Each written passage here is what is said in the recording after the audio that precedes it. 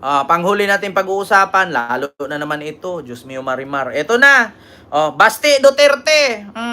Pinuna si PBBM, bakit? Budget daw sa 2025, most corrupt budget daw. Sa 2025, most corrupt budget daw. Ang 2025 National Bicameral Budget, sabi ni Baste. Pakinggan ninyo mga kababayan ha. Speaking of most corrupt, parang may kilala akong ganyan. Yung most corrupt, yung Mr. Chair, she may not like my answer. She may not like my say. Ito mga kababayan. Binatikos ni Baste Duterte at tinawag na pinaka-corrupt ang 2025 national budget ni Marcos. Binatikos ni Davao City Acting Mayor Sebastian Baste Duterte ang umano'y korupsyon sa 2025 national budget ng bansa. Ito rin anya ang maituturing na pinaka-corrupt budget sa kasaysayan ng Pilipinas. 2025 national budget ang pinaka-corrupt sa kasaysayan ng budget ng Pilipinas. Totoo po yan mga kababayan. Totoo po talaga. Bakit? Tama naman si Baste. Kasi yun ngang confidential fund niya 400 million Saan yun napunta? Totoo yan. Hindi lang 2025. Mula pa nung pagka-mayor ni Baste hanggang ngayon, most corrupt po talaga na budget. Tandaan ninyo, confidential fund ni Baste, ang hilig nila mamuna, no? Ito mga Duterte, ang hilig nila mamuna. Hindi nila iniisip na kada puna nila bumabalik sa kanila. 2025 national budget, most corrupt daw. Ma'am Josephine Paramil, maraming salamat po ma'am sa yung super sticker. Ito mga kababayan, i-check natin dito. Confidential. Confi ni Baste sa Davao. Speaking of corrupt, saan kaya napunta at saan kaya dinala ni Baste itong confidential fund niya mula nung mayor siya? Hello, Te. 530 million pesos ang nagastos ng Davao City sa confidential funds noong 2023. Mas malaki pa sa pinagsamang 529.5 million pesos na ginastos ng 7 pinakamayayamang lungsod sa Pilipinas. At ang mga lungsod na yun, umaasenso kahit walang masyadong lihim na pondo. Bakit kaya hindi magaya ng mga Duterte? Kasi doon sila kumukuha ng pera para sa sarili. Yung report book. What do Mga kababayan, huge culture shock for me here in Davao is seeing people. mga kababayan na mga kapatid. wait lang. Duterte. Si Omar, na ang daming... For the declaration. Ito mga kababayan. Baste Duterte. 530 million pesos ang... Yung report. Hello, Te. Ipakita ko sa inyo mga kababayan na confe ni Baste. Para malaman ninyo. Puna ka ng puna na pinaka-corrupt na budget. Hindi lang 2025 Baste. Simula nung naging mayor ka.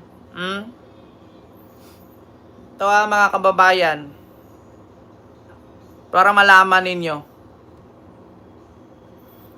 Ito po mga kababayan. Question. Ayan, ito. Confidential ni Baste. Ito Pakita ko sa inyo mga kababayan. Pinuna ni Baste na ang 2025 national budget daw ang pinaka-corrupt sa kasaysayan ng Pilipinas. Totoo po yan. Ikaw ba naman may insertion? Diba? Yung insertion sa ano? Ito. Pakita ko sa inyo. Para magulat kayo. Saan nga ba napupunta itong confidential na to, mga kababayan? Wait lang buksan natin. Makita ninyo. Ay, Diyos mio Marimar. Ang hirap, alam nyo sa totoo lang mga kababayan, mahirap po kasi. Hello, Te.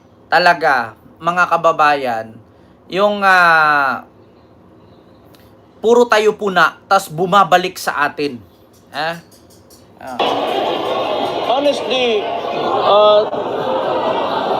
sa simula pa lang kasi talaga, it's purely political. That's why Yung ano ko lang talaga, hindi ko lang maintindihan bakit hindi nila binibigyan ng respect. About pala yun sa Congress. Ito mga kababayan, ibalik natin. Ito yung sinabi ni Baste. Ayon kay Mayor Baste, ang korupsyon ay may kinalaman umano sa leadership o tungkulin ng presidente. Dapat anya ay hindi hinayaan ng presidente na makorap ang national budget dahil pera ito ng taong bayan. May karapatan din anya ang presidente na i-veto o hindi pirmahan ang national budget kung sa tingin niya ay may corruption dito. May kapangyarihan daw ang presidente na i-veto ang national budget kung may napansin daw si PBBM na katiwalian. Mga kababayan, kung hindi ito pinirmahan ni PBBM, saan kukuha ng budget ang Office of the Vice President? Ang Vice President ngayon, ngangaw-ngaw na naman. Sasabihin na naman, hindi kasi pinirmahan, hindi kasi naaprubahan, kaya wala kaming budget. At take note, Baste, kung hindi pinirmahan ni PBBM yung 2025 budget, mananatili na naman, ilang bilyon na naman yung pondo ni Sara. Yeah? Mananatili na naman, ibabalik na naman yung 2 billion na budget ni Sara sa OBP. Ma'am Susan Vergara, grapes po. Ito po yung kinakain ko. Di ba? Mananatili na naman. Diyos mio Marimar. Continue. Sa leadership issue yun. Kaya dapat ko tayo na budget na dili ka confident na they will spend it in a right way. Iulit ito, tarungan na ninyo. Hindi ko mo ito nga ka na 1 kilometro, maabot ng 60 million. Ana, ba nga good. Iulit ito, tarungan na ninyong budget. Hindi daw naniniwala si Baste na yung 1 kilometrong kalsada na project or kanal aabot ng 60 million. Bakit hindi natin subukan yung flood control project ninyo dyan, Davao City? Milyon-milyon ang halaga. Tapos ba? Milyon-milyon ang halaga. May nangyari ba? Tignan natin kung magkano. Kasi hindi daw siya naniniwala na yung 1 kilometro na haba ay 60 million ang halaga. Ito tayo. Davao. Flood control. Para malaman natin. Ito na. Kaya naman ilang flood control project ang ipinatupad sa buong probinsya. Isa na rito ang pagtatayo ng river wall sa San Simon, Pampanga. Ang problema, hindi pa man natatapos at